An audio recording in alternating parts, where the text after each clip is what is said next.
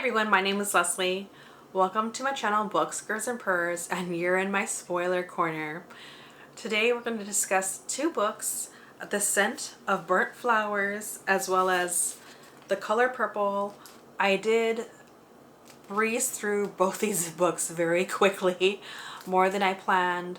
So I don't know how this long form discussion is going to go. I might just kind of blast through this because I'm also going to tie in the movie adaptations of The Color Purple. Blitz Bazawule is a person who adapted the musical version. I know he directed it. I don't know if he did the written adaptation, but I'll look into that once I get there. And I don't want this video to be like super long, so I'll keep that in mind as I start rambling about these two books. Alright everyone, I had to reset for a second. Alright, so I'll just start from the top. This is written by Blitz Bazawule, published in 2022. This is historical fiction. The publisher is Ballantine Books. So it's 1965. Melvin and Bernadette have become politically active. They are civil rights activists that are traveling from Philadelphia to Alabama. An incident occurs, and since this is spoiler chat, I'm going to tell you what happens. So hopefully you've read the book so we can discuss it together. Some white supremacists bash Melvin's car, threaten Bernadette, and before you know it, amongst the tussle of Melvin trying to survive and protect Bernadette, he accidentally kills the white supremacist. They flee, and because of this action, they know their lives are over in the States, and the only way that their lives are gonna have any semblance of I don't know, freedom is to try to escape. They start over, take off to Ghana, they flee, and this is all based on that idea from Melvin, because he used to go to college with a person that's currently the president in Ghana.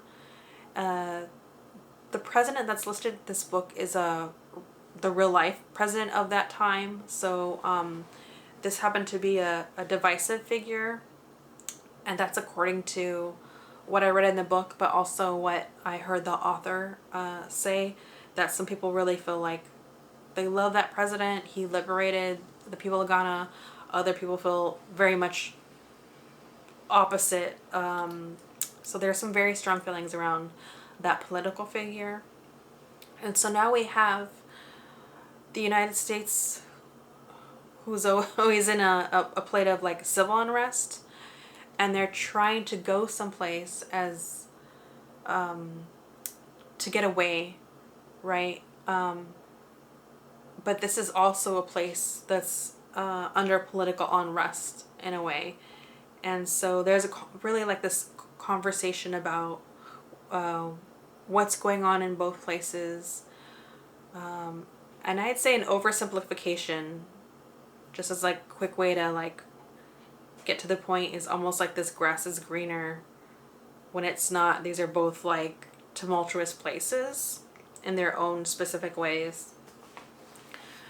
What I loved about the book is the folklore spiritual element. I loved the inclusion of mermaids, and I felt like every time those moments came, it came from a place of love, but also a place of Bernadette wanting to return to home in a way. Early on, when we know what happens to Bernadette's mom, which is, I don't know if she died in childbirth or if she died because of the thunderstorm. But I felt like what that spoke to was the human spirit surviving, overcoming, and I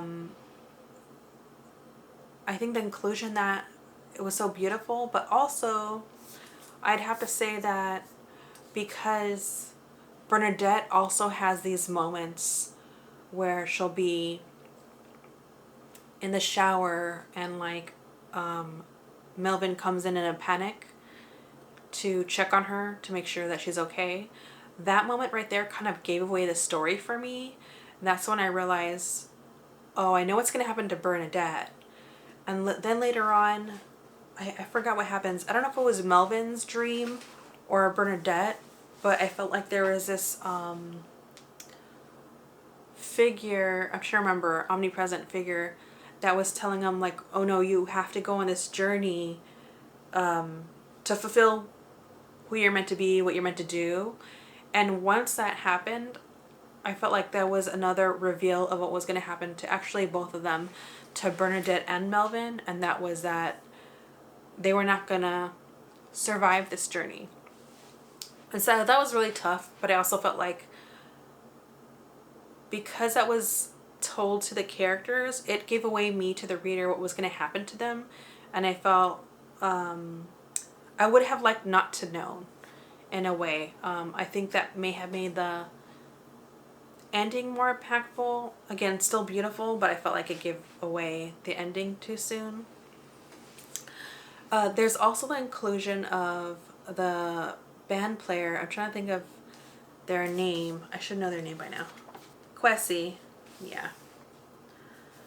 Something that I didn't see, which I probably should have, because like the author spells it out, is that Kwesi also had an experience with a mermaid that gave him a guitar.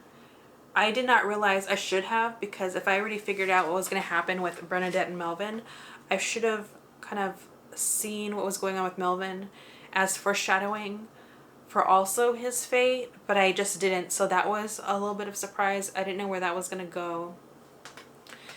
And there's also some religious elements that I didn't know what to think or feel about. So let me know what you think, because since Melvin and Bernadette pose as pastor and pastor's wife as they travel to get to the president of Ghana, there is this, I want to say, like stubborn resistance from Melvin at times,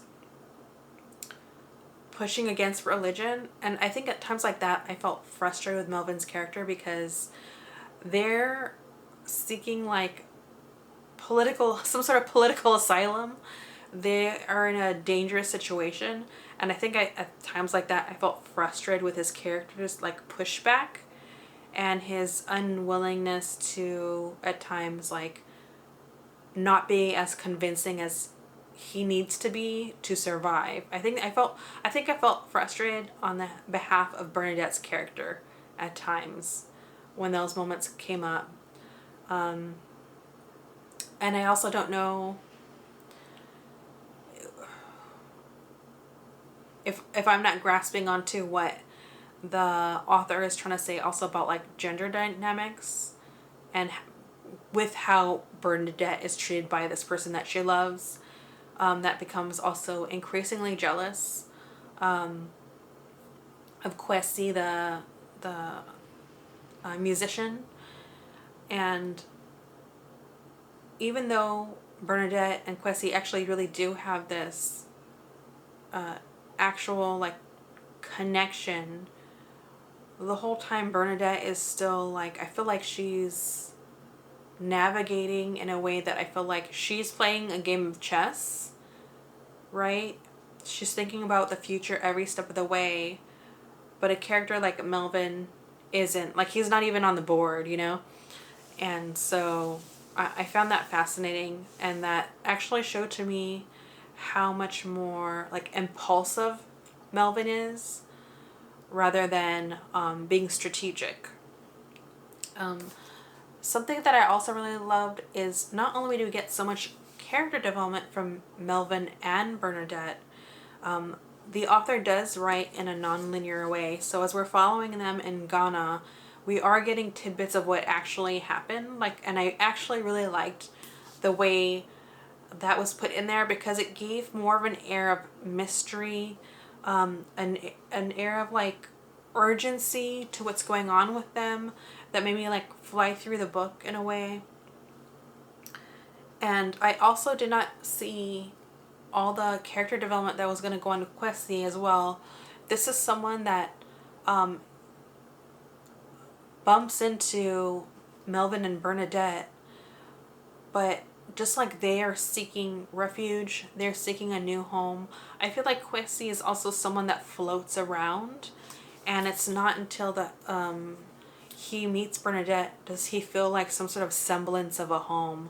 And so he starts making decisions that he would never do, and I felt like that worked really well thematically to discuss what or where is home. And yeah, I really like that. Also, there's this other character, and I wanted to ask you a question. There's an FBI agent. I can't think of his name right now. Ooh, sorry, my alarm just went off. I can't think his name, and I want to spend too much time on this.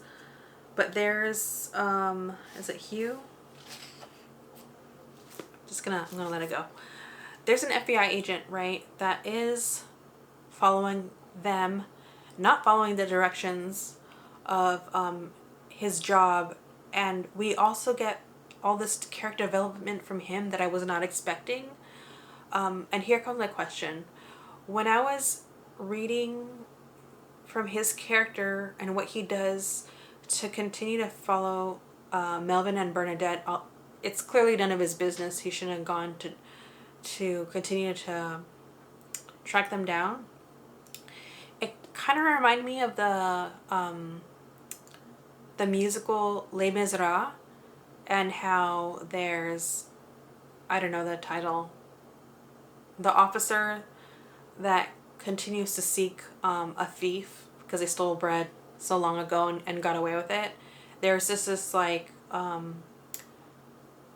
yearning to capture someone based on whatever their version of like self-righteous justice is. And I just kept thinking of that character when I was reading about the FBI agent in here. And so I wonder if that was inspiration or if I'm just pulling that out from the clouds, but that really stuck out to me. And I just found that I guess in my mind I was making this agent like two-dimensional, but the author Blitz was making him so much more than I expected from that character. And so yeah, there's definitely an evolution. I wanted to ask you, what do you think about Bernadette being pregnant and never telling Melvin? I definitely feel like she's someone that's in survival mode, and she gets to this place where she's can no longer think of herself, right? She has to think about what state she's in. And so there's also this other questioning of home, right? She placed her love and saw this person Melvin as her home, but now her body becomes a home and she has to protect it, and decides that Melvin can no longer serve as a home for her, that he's not the person that she thought he was. And I found that fascinating, the choices that she made to protect herself, and that in some cases what she decided was right because Melvin's such a impulsive person. But I don't want to judge Melvin, right? Because they're both in a very dire situation. So that's how I feel about that. I was surprised by Kwesi and where his character lands. And he's also another male figure that even though Bernadette's attracted to him, she is wary.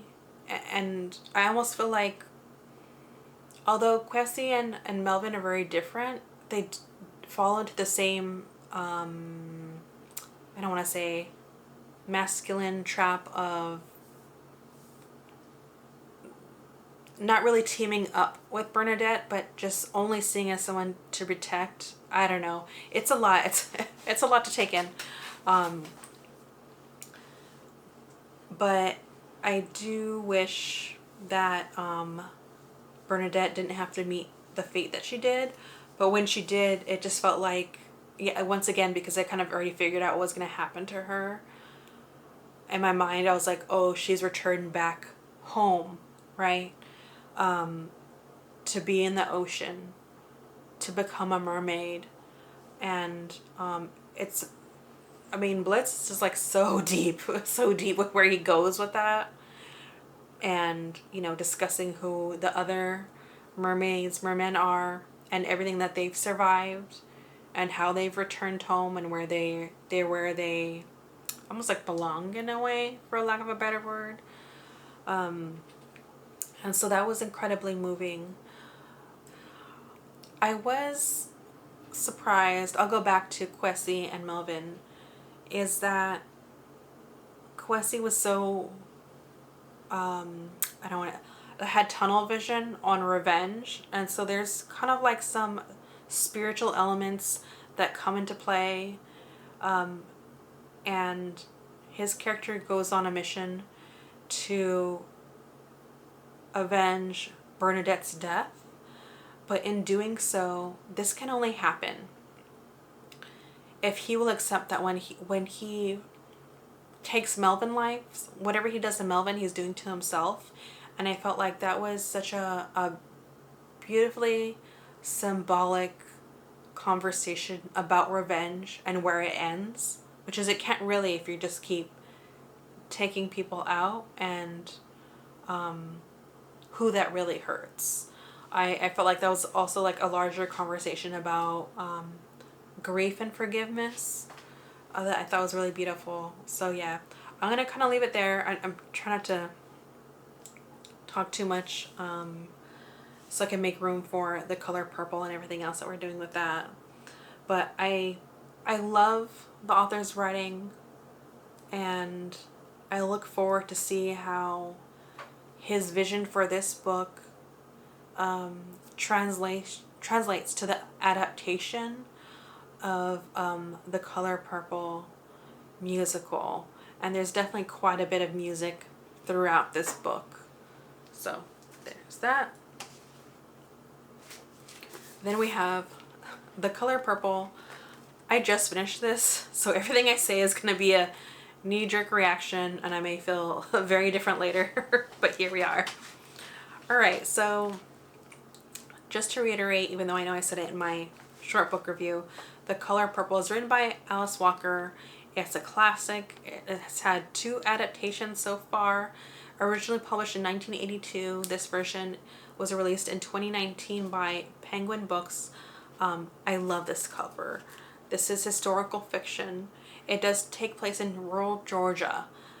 This book is written as a series of letters, which is a surprise. I didn't know it was going to be written as a series of letters, and it's been so long since I've seen the original adaptation of this movie, so I can't completely remember like the setup for it. So this is brutal. Celie is a character that describes herself, and also other people describe her as ugly. She's in a loveless marriage. She's abused. Her and her sister, like so many others of that time, were placed in like forced marriages. They didn't have a choice.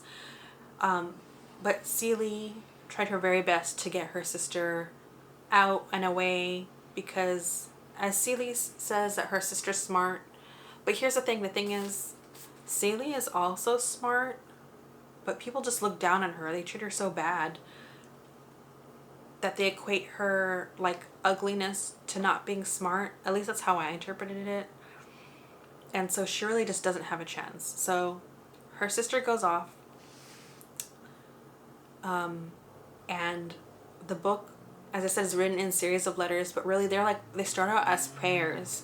As Celie's trying to survive her abusive home life, she's writing to God.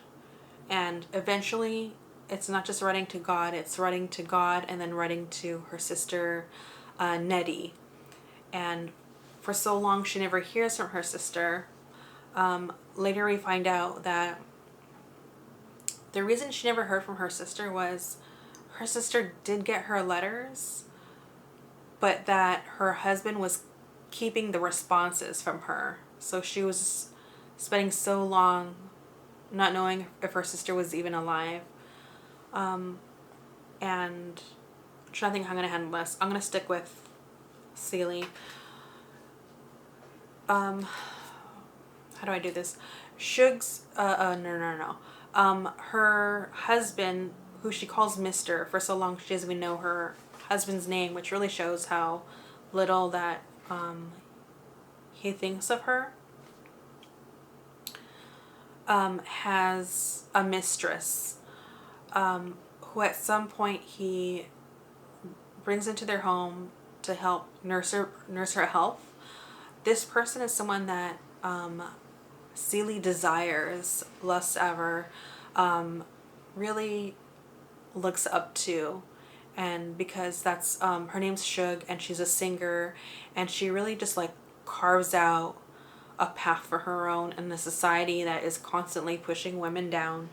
And she's also a free spirit, in her life, professionally, personally, sexually. And so something I felt, that I grappled with Shug's character is that she knows that Celie is being beaten by her husband, but she still has, Shug still has like a sexual relationship with him, and sometimes I feel like frustrated by that. And again, I don't want to, I'm like trying not to be, I'm trying to step away and just know that all these women are trying to survive, but also they all live in a society that abuse is so prevalent and accepted, and they very much feel like they can't do anything about it.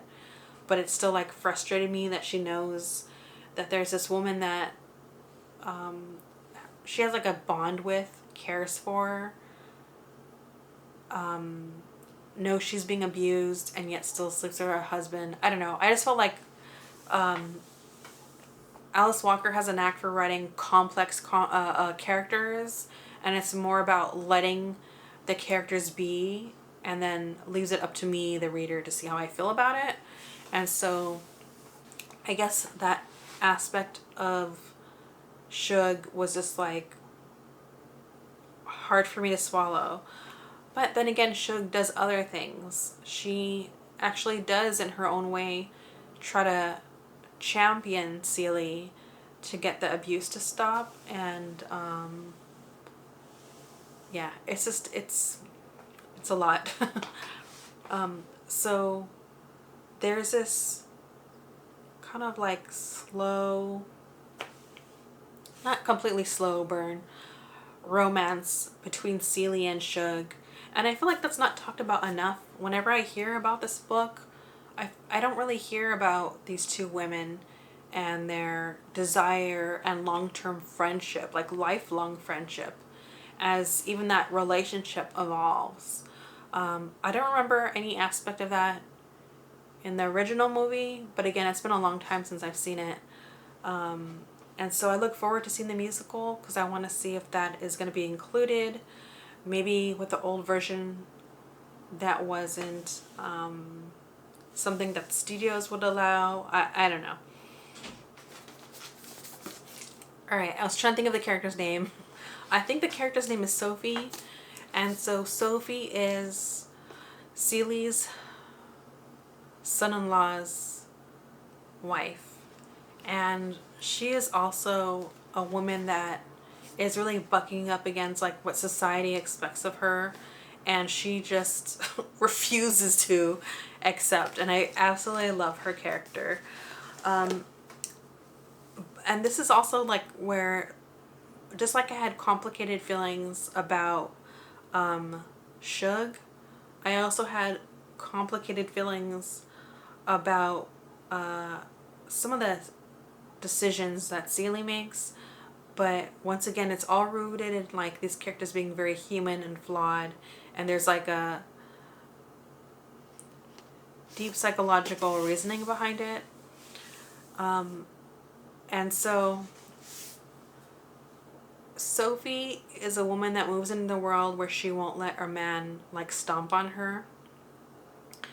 And although it seems like Celie might admire that, it seems like she's more like upset and bitter that she doesn't have the confidence to stick up for herself when it comes to the abuse that she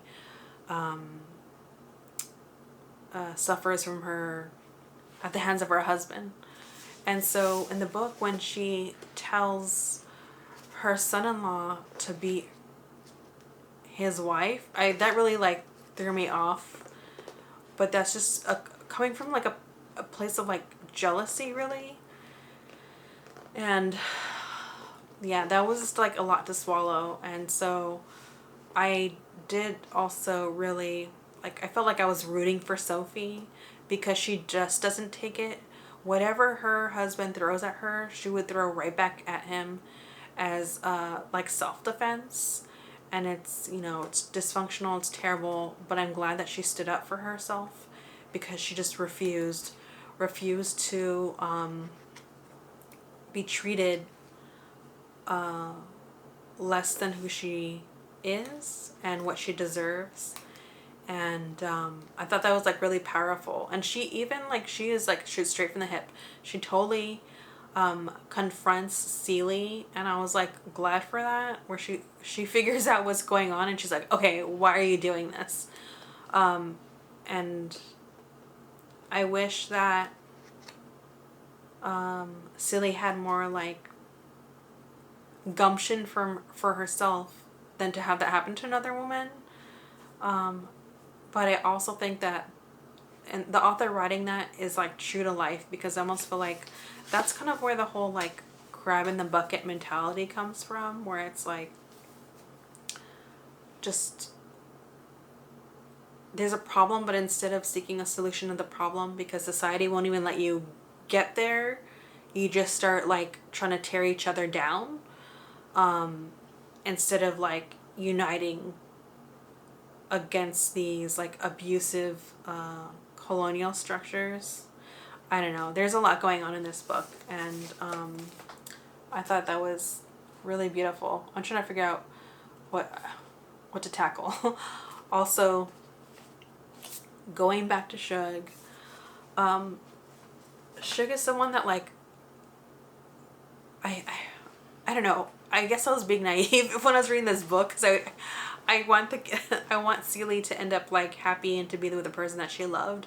And there was a brief time in this book where Celie does get to be with Shug, and they get to be with each other, and it almost feels like just when Celie is really like settling into her life, having like the best years of her life, finally escaping this abusive husband, living a life with a woman that she loves, Shug falls in love with somebody else. I was like so upset. I was so upset.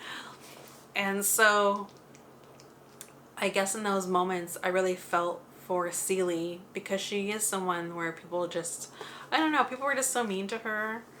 And it was beyond her husband. It was like people in her own congregation, people in her neighborhood just treated her so low, that I felt like, well, now she has this person that loves her, and I would hope that she would also still respect her. But that's also not who Shug is, right? Shug is a free spirit, and she's unapologetically someone that loves to fall in love and loves being like open sexually. And so I guess maybe I need to be more understanding of who Shug is and the world that she lives in, and what like a triumph it is that she still navigates the world in the way that as much as she can, you know, as much as she wants to. because she also has kids that she doesn't know, just like Celie has kids she hasn't seen. I'm not gonna go too much into that because it's so dark. But so yeah, I guess I was so attached to Celie that when Shug falls in love with someone else, I was like so upset at Shug. So that's how I felt about that. And also, you know, then once it gets revealed, and I can't remember who it was, you know, it's other people that really confront Mr. I think his real name's Albert, we find out at some point, that when he finally gives up the letters that belong to Celie from his, her sister, and it's not until Mr.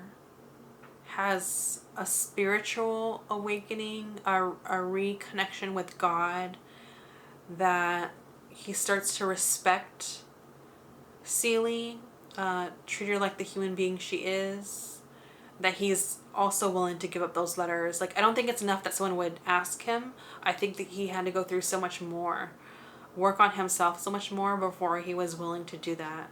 And I think that's something that goes on, but that's almost like similar to Celie, right? Celie wants to make sure someone else is having, another woman is experiencing pain, for them to feel better about the pain that they're going through.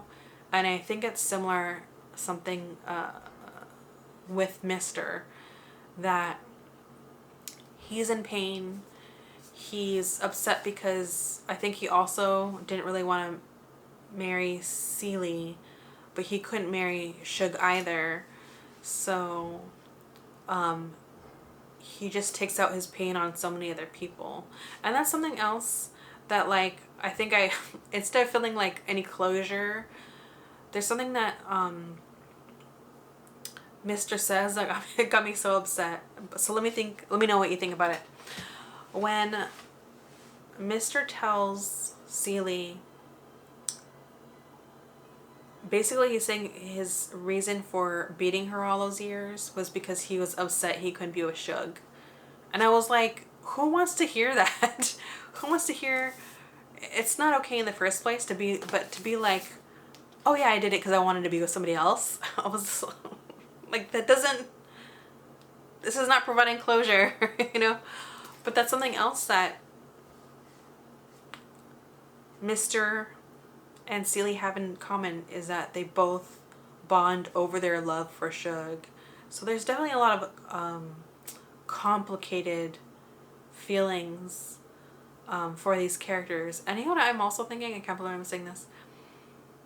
If this was a society, I could say if all day, but it's not what exists. But if this is like a society that accepted, like, let's say like polygamy, because I think, like, what I'm trying to get at is that if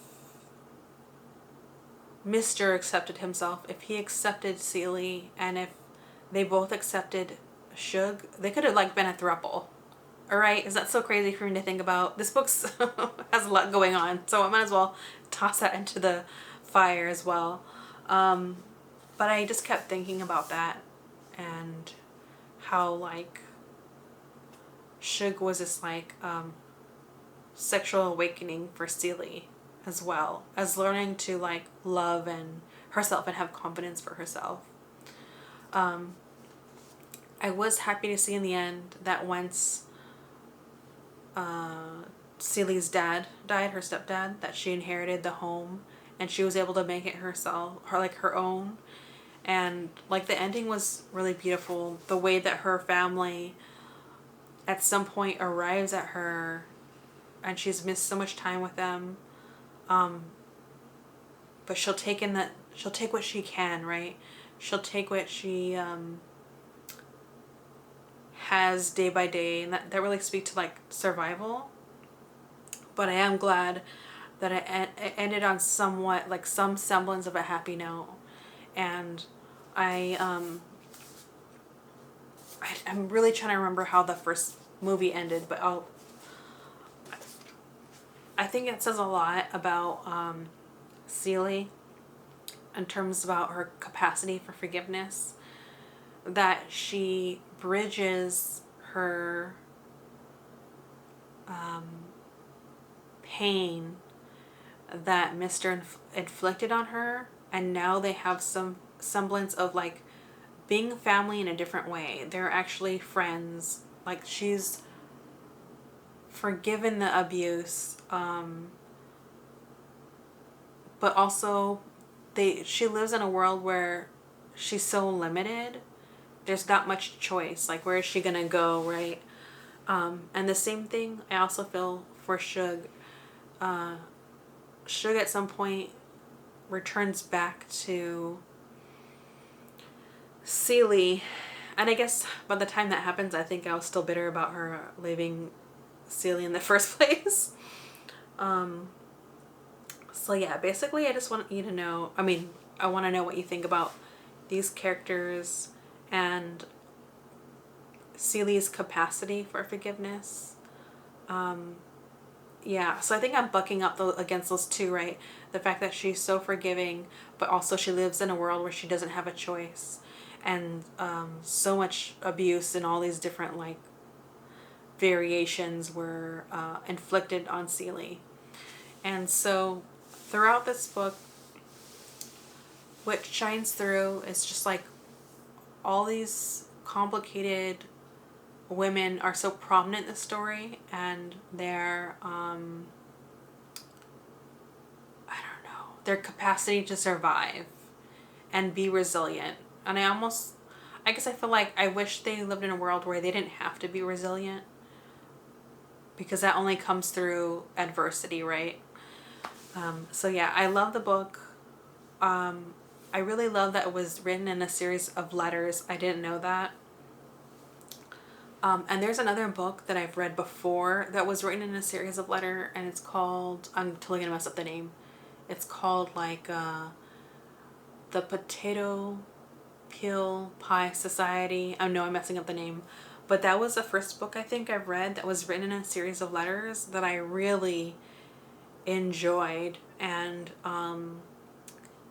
so yeah, I appreciate how the narratives were handled by Alice Walker, how she handled conversation, dialogue within the letters, and yeah, so that's kind of where I'm at. I think I'm still having a little bit of a emotional hangover from reading both those books, but they're two beautiful books. I'm glad I read them both.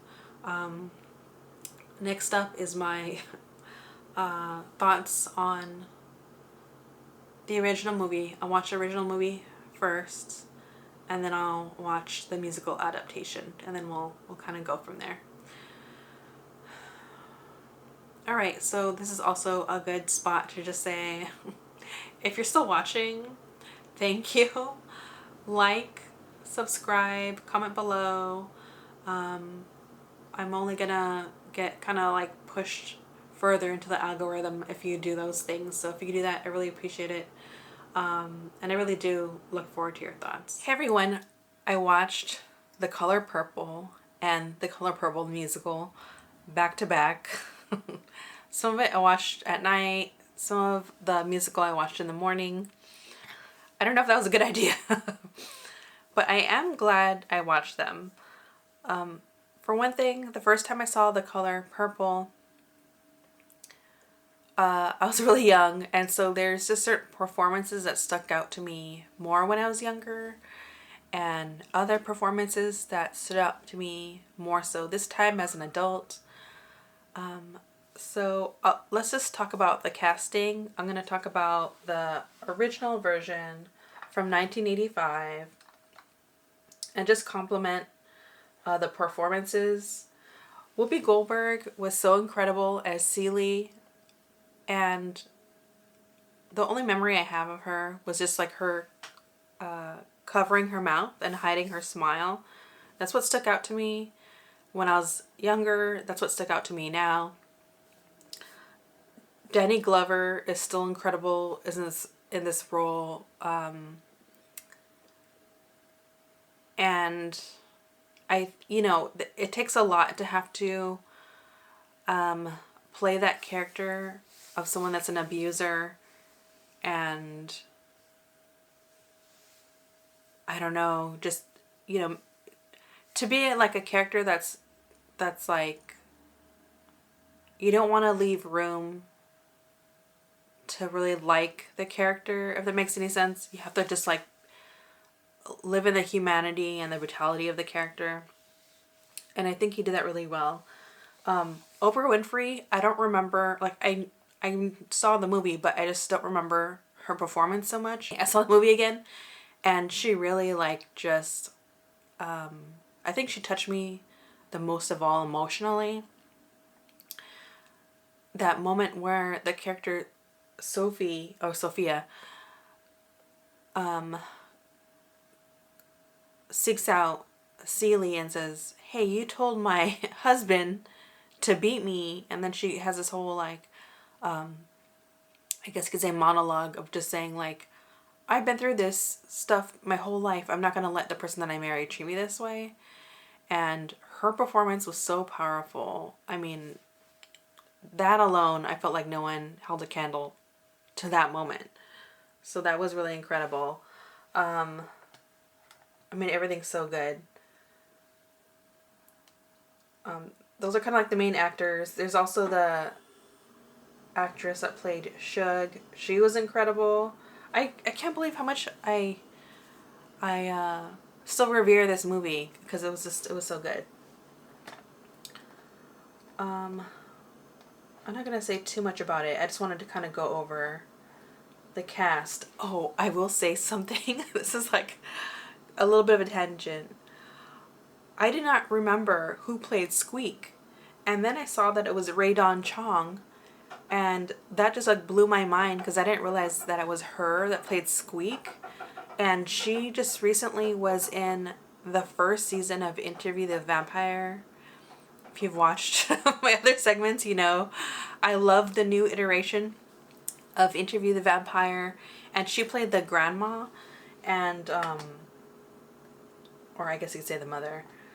And I was like, I just didn't know. I had no recollection of her being in this, and I was going to tell you something else about her in a second.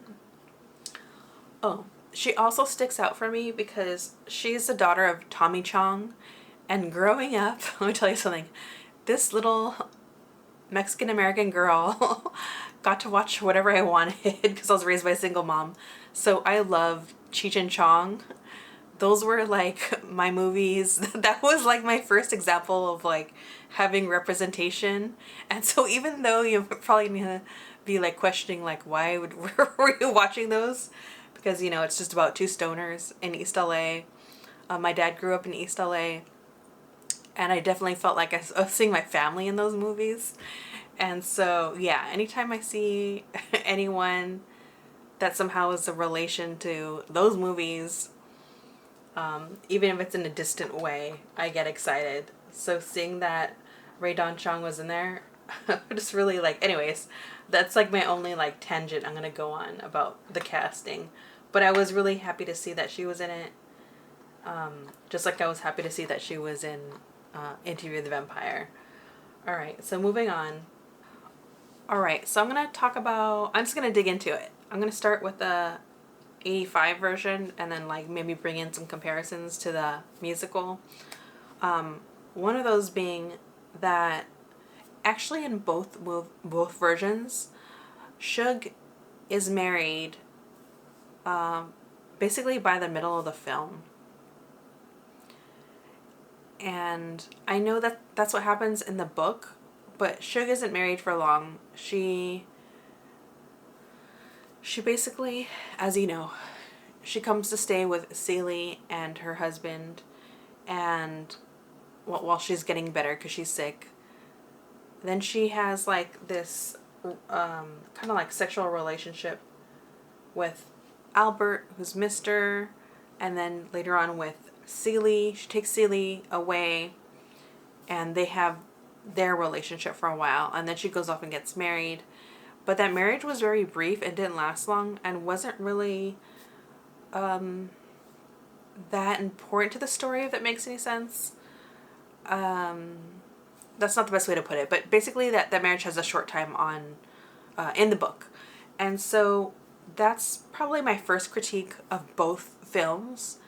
The movies were not like gay enough.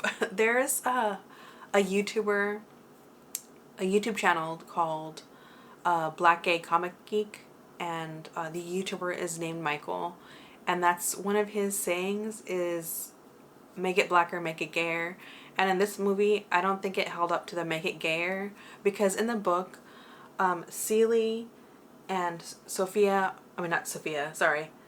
and Shug are definitely together. And so when I read the book and then I rewatched the 85 version and then watched a musical, I was just expecting that relationship to be reflected, and it really wasn't. Like in the 85 version, they do kiss, and I was surprised that they did that in the 1985 movie. And but I was glad to see that there was some sort of hint at the desire and the relationship that Celie wants with Shug. But then I thought, since the musical's coming out and it's 2024, oh, they're definitely going to show their relationship for what it was, in contrast to Celie's relationship with Albert. And that really didn't happen either. And that was really a disappointment to see that, because I want the author's book to be fully realized. Because here's Celie, and it's grabbing onto a very specific time where women were forced into marriages. And so I just wanted that contrast of her being in a marriage with someone that was just constantly like breaking her down, trying to control her, because that's something that society was enforcing. This is a generational thing for Albert. This is something that his father enforced and said, this is what you do to women. And so I think it would only make sense that Celie's character is in a relationship with Shug, because there's not that gender dynamic, right, at play socially.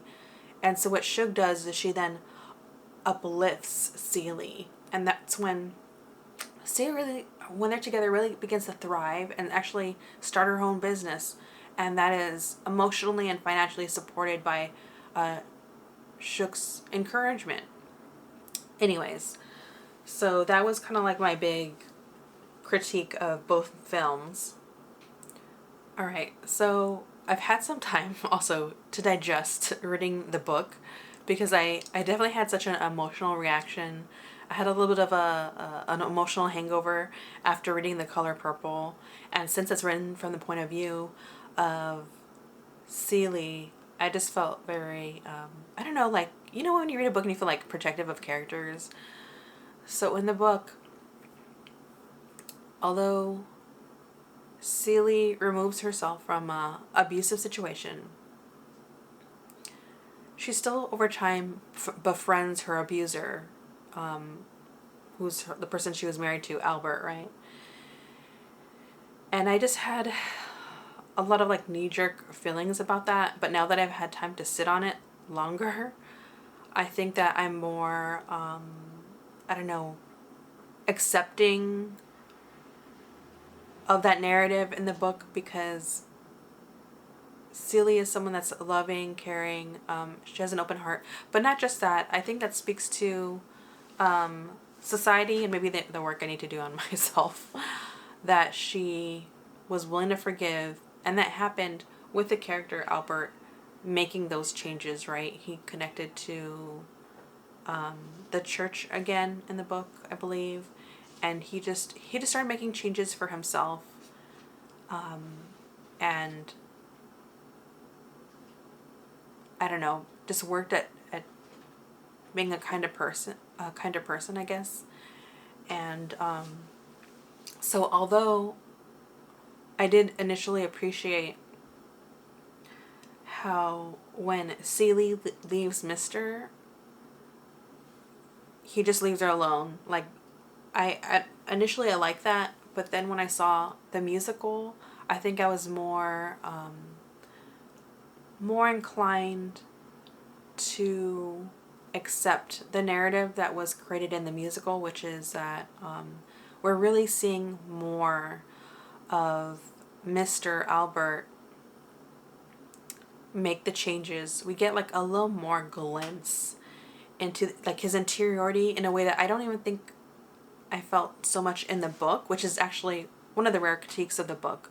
I love the book, but I wanted there to be a little more conversation about why Mr. does the things that he does, not in a way that excuses it, but really talks about what's going on in the world that, excuse me, sorry, really allows for that to happen. That encourages it, right? And we do see, again, there are like little glimmers of it, and I can't tell, maybe that's a good thing, maybe that's just the author allowing for conversation to really swim around with readers regarding domestic violence. But yeah, so I also felt like that same way about the 85 version. The musical did expand on it more, and I appreciated it. I appreciate that we see Mr. towards the end go into the pants store that Celie now owns and like make those little gestures, you know, give her back some of her belongings, then buy some pants. It was like those little kind gestures of trying to reconnect, and that Celie was hesitant but still accepting of that. I found that like very moving in the musical version, and yeah, that was just really, I'm sorry, I'm like already crying. I just found it very moving in a way that I felt like I found it more moving in the musical version than I did the book and the 85 version, actually.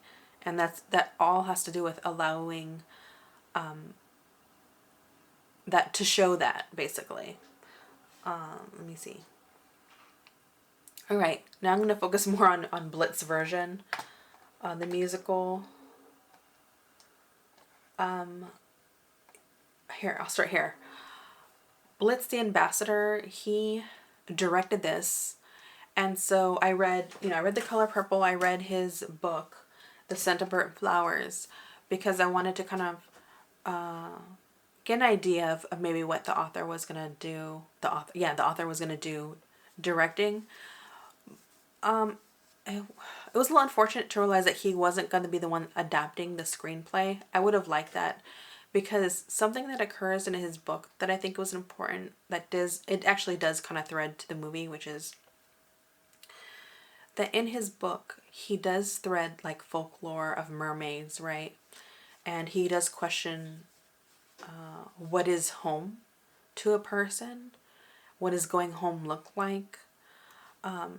And I found that there's like a glimmer of that idea in this movie. But as a director, I don't know how much control he has over the narrative. I don't really know how that works. Something that I'll just jump ahead and just say something that I like that Blitz did was that when Celie left, her just the domestic violence, emotional abuse from Albert, there's a consequence of the earth that occurs, right? Which is that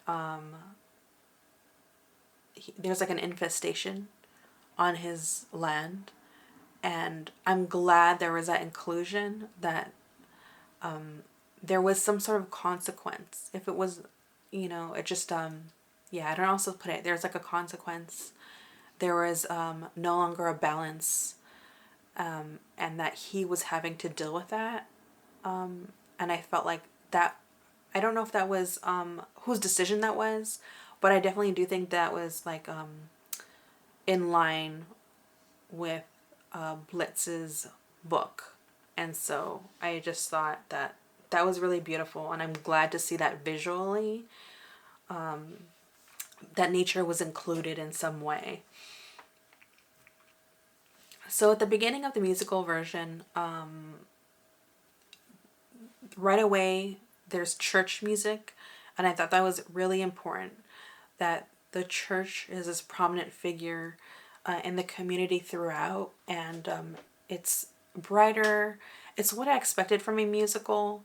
I knew it was going to be very different because it's a musical. I thought, okay, if I watch this version, it's going to be all the things that we're dealing with, but there's going to be this sense of hope and optimism in a way that only a musical could do, because although all these terrible thing goes on in the world that is reflected in the book, it is the hope of the human spirit that keeps people going day by day. And that could only be, not only, but I think that's well captured in musicals, that when that when times are tough, that these characters have these like monologue type moments through music to express what they're feeling, and there's always like a glimmer of hope. And so that's what I figured would happen in the movie, the musical version, and it did. And so I don't know if I should continue. I'll continue with that and with a critique, which is, although that's definitely present and I'm glad it is, I feel like I wanted a little more contrast between when people are speaking and when they are singing. And I felt like there's so many big musical pieces, and I'm glad they exist. I couldn't imagine what could be cut, but I felt like there's so many of those musical segments that have to be they're happening, that the in-between where characters are talking, it feels rushed. It feels like, and then this happens, and then this happens, and then this happens, and I'm not really, as a viewer, getting a chance to sit in the movie and the weight of what's actually going on, if that makes any sense. And I felt like that early on. I didn't really feel any type of emotional connection until Danielle Brooks, who plays Celie, sings her song, which is about not taking any more abuse. She's definitely not going to take it from her husband. She's already been through that. And it wasn't until that song came on that I felt like the lyrics reflected how she felt, what she really wants to say. And it was a song that also moved the narrative in a way that really worked. So I love that. I love all the actors in the musical. Fantasia took me away. The only thing with Fantasia's character, and this is why it's hard because I don't want to just single out one actor, because I kind of felt it, like I said, all along, because there's so much like we got to get to the next thing, is that when I look at, let's say, Whoopi Goldberg's performance of Celie versus Fantasia, Whoopi Goldberg just had a way of physically kind of like showing that she has to stay quiet, has to make herself small, has to fold into herself to survive. And although Fantasia's character or version of Celie is also trying to survive, I didn't really see her capturing the physicality in those moments. And that's where I really need the contrast. I need the contrast physically of her turning into herself, indicating that she's trying to survive. So then when she actually does open up and have those musical numbers, that's reflective of, oh, here's how she actually feels, but she's keeping it all in and she's sharing this with the audience. And I don't think that contrast really happens. But let me know what you think about that. That's just how I felt. Another critique of the musical version is the younger Celie.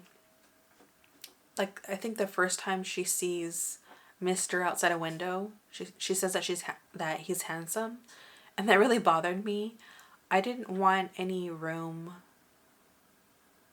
for that, because Celie is a child and she's being abused by her dad, and so I just felt like that line was unnecessary for there to be any indication that she's attracted to this adult man.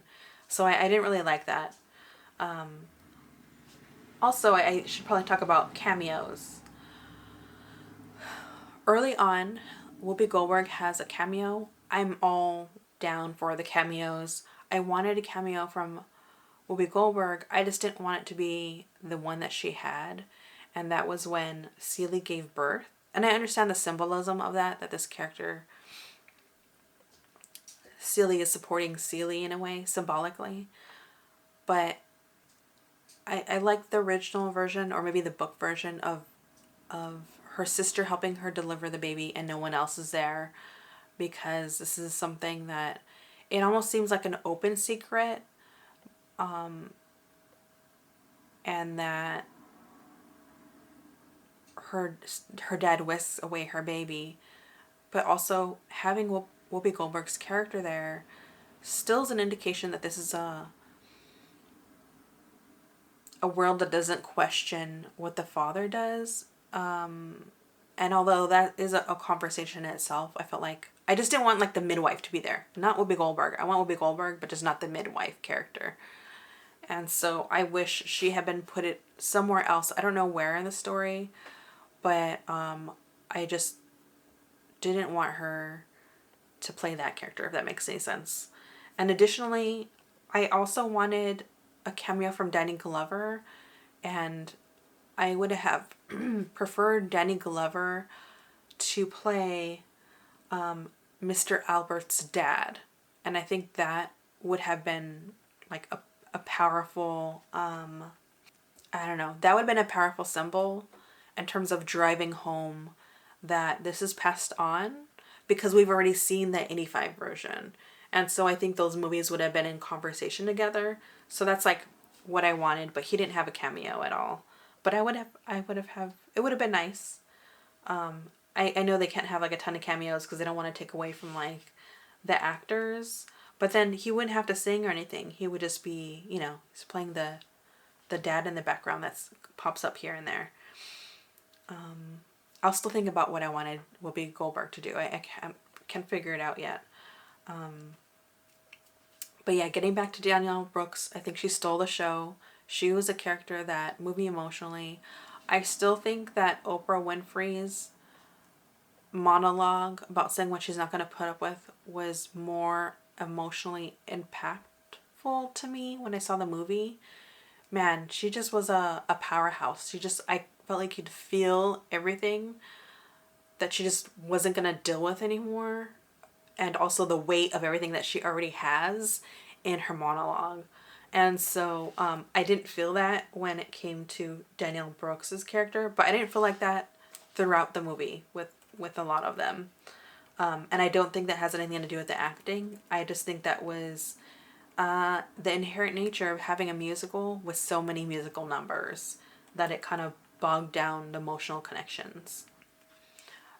Fantasia also has a musical number, and it's when she's spending time with Suge, and that was a type of visual musical I wanted to see, because it's a little bit more abstract and it's something that can be done in a musical, right? Because it's a character escaping into their imagination, and that leaves room for other things to happen. So the fact that she's singing, and she's singing on a record, and she's talking about how this person makes her feel, like everything that she's talking about, that was the number that I loved the most. And I love that more than the musical number later on that she has with Suge, which I'll talk about. All right, so I guess I'll talk about it now. Celie and Suge have a little bit more of an expanded relationship. In the musical version, we do see them kiss, and then they wake up in the bed, but then that's it. You know that there's something going on between them, so we're getting a little bit more than the 85 version of the movie. But once again, she gets married and gets whisked away. But Shug is married. So I was kind of bummed about, like, I don't understand why there needs to be such an inclusion of that last husband she marries, because their relationship was so short. I don't really understand that. Like, why was it necessary for that to happen? I would have found it more powerful if she wasn't married and whisked away with Shug and the other women that were willing to leave. And so that didn't really, yeah, that didn't really happen. That's, I don't know. I just keep thinking about that.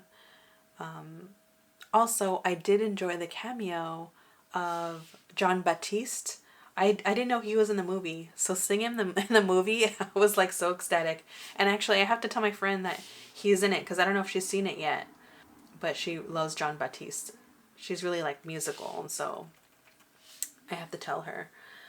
I'm going to go back really quick to the conversation about the character of Mr. And that is, I still want like just a little more about a conversation. And I just feel like it's 2024 and there's room for a conversation than we have had before. And it's just not about the victim, but about the abuser and why they do the things that they do. And I wanted to bring up two examples, two memoirs. So the first memoir is Born a Crime by Trevor Noah. In Trevor Noah's memoir, he does explore the fact that he grew up in a home where there was domestic violence. His stepfather was abusive to his mother. And early on, the author really talks about, like, on the periphery in the society that he's growing up in, how prevalent the cycle of abuse is. So he's telling you right off the bat, right at the beginning, this is a cycle and it continues and this is how it goes. It's accepted. And so then when he gets more in depth, closes in a detailed way at his home life and what was going on, we understand the cycle. We start to see the cycle happen in an intimate setting. And so I also feel like when you have both of those at play, it just makes anyone that hasn't have a judgment about abuse really have to see what's going on, how hard it is to leave a domestic abuse situation, and also what are the factors are at play that this person thinks it's okay to abuse someone. And I thought that was really captured well in this memoir, and if you haven't read it, it's worth picking up. It's really what I want to see in a conversation about domestic violence. Additionally, there's Patricia Williams, also known as Miss Pat. I love stand-up comedy. She wrote a memoir called Rabbit. This is a more graphic look at abuse, so just make sure you look up trigger warnings if this is something that you cannot handle. But what I also think that she does is she captures the fact that each person, we all grew up with like a set of tools, or we have a toolbox, right? And we only have so many tools. And those tools are like passed down to us, and you only know what you know. And I think that that knowledge is very powerful. She was put in circumstances, and there's a system in place to hurt her, not just not help her, but hurt her. And so she's receiving abuses from all these different people, and her getting out of the life that she was in did not happen just because she didn't want to be in it.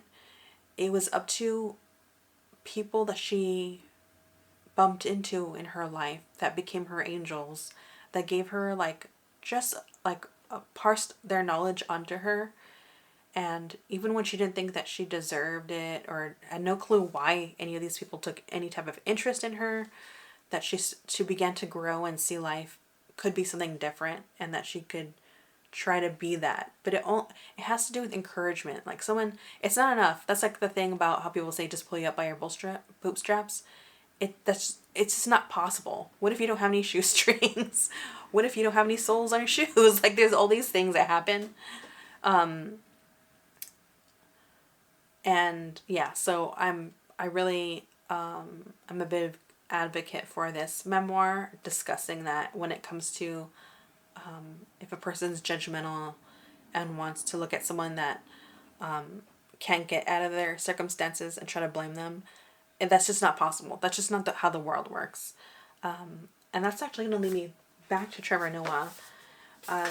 There's a book called, I'll tell you what it is right now, No Visible Bruises by Louise Snyder. I haven't read it yet, but when Trevor Noah was on The Daily Show, he interviewed the author, and I definitely think it's a book I want to pick up. And the author talks about all the ways that abuse happens, but certain acts that aren't really defined as abuse, right? Because not all people, some people will look at abuse and only want to define it as like physical harm. And not only does the author interview victims, but she also interviews people that have perpetrated the abuse, so the abusers. And she made a really great point. I'm going to put the interview in the details. She says something along the lines of, it's like saying a crime has taken place, and we look at the victim of the crime and are like, all right, well, you leave, but we'll leave the person that burglared your home here. And so what she's saying is there's a system in place that only takes care of the after. There's no trying to change a shift in society as far as like identifying who's doing this and why they're doing it and how to change their behavior. And just like in with Albert's Mr. Albert, he's doing something because it's been passed down to him, and his father has taught him that being part of a man is to do this thing. And so how do we change that if it's been going on so long generationally? That can only happen with incremental change. It's not going to happen overnight, but that we all have to like do the work. And I thought that was like an important narrative that author brought to her nonfiction work through the interview. I still have to read the book. And so I guess I wanted to see that, more of that. That's what I'm trying to bring up when it comes to the character of Mr. Albert. I don't want him to be the focus, of course. That's not the focus of the book. It's the women and the strength of the women. But I just wanted a little more interiority across the board, whether it's in the book, in the 85 version, or the musical. I don't want it to be hit on the head over it, but I just want more of a conversation about the elements that allow this to happen. Like, there's a church that's prominent in the musical, but aren't they complicit in some way? They see what's going on in society, and there's no interference or no encouragement to stop this happening from anyone. I don't know. There's a lot going on in there, but yeah. So although I did like the musical, I just felt like there was not enough contrast between the non-musical moments and the musical moments. And also, what was the other thing? So there wasn't enough contrast. There's not enough interiority to Mr., but it wasn't really in the books either. And I also think that's important, to not making a character seem two-dimensional, like a two-dimensional villain, you know. But anyways, those are my thoughts. Let me know what you think about all this. I think I covered everything. So yeah. If you stuck around, because I know this is very long, thank you so much. Go ahead and subscribe, like, comment below what you think about the musical versus the movie. I think the musical didn't do very well in theater, unfortunately. But I think seeing both iterations is important. And yeah, so I'm glad I did. Anyways, thank you for watching, and I'll talk to you later.